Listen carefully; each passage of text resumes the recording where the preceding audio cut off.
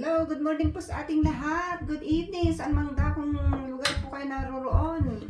Ngayong araw po na ito ay gagawa tayo ng vegetables lumpia. Yan po yung vegetables lumpia natin. Magbabalot po tayo. Yung vegetables ko na ito ay mayroong kasamang fish cakes, repolyo, carrots, togi. Ano pa ba yung nandito? Yan. Pang ano lang to naman, pang konsumo dito sa bahay.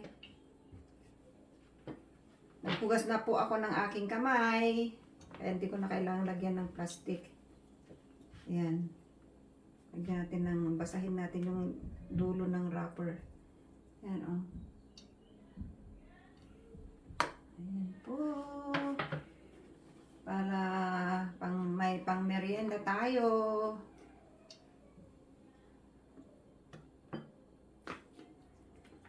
Carrots, togi, or bean sprout. Ano pa ba yung nilagay natin? Yan. Bechuelas. Ginisa ko po ito muna.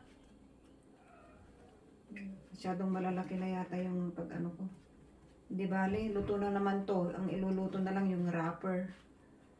Ayan. Masyado bang malalaki?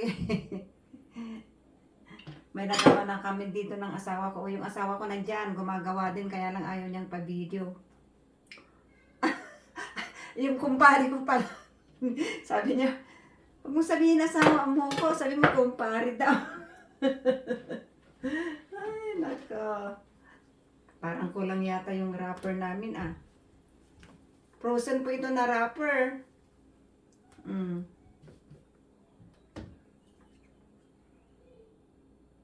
Dalian mo Where is my scoop? Ayaw niyang pa-video Yan. Parang na-overcook na yata itong vegetables. Kasi ginisa ko muna ito Binagyan ko ng oyster sauce. Ayan.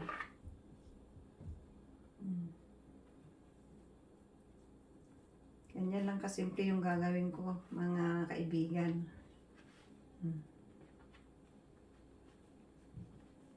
At saka ipi-freezer ko pa ito, mga kaibigan, di pa namin konsumo.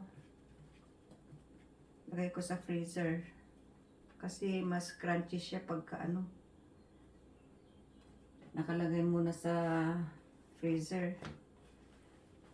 Yan. Sabi ko baka kulang yung wrapper natin, baka itong vegetables naman ang kulang.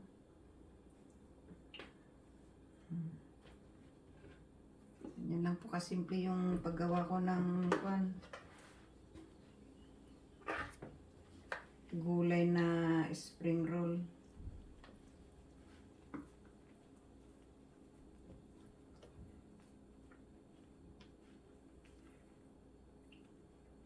Yung asawa ko maganda yung niya paggawa niya ng pag-roll niya. Mas maganda kaysa sa yung paggawa ko.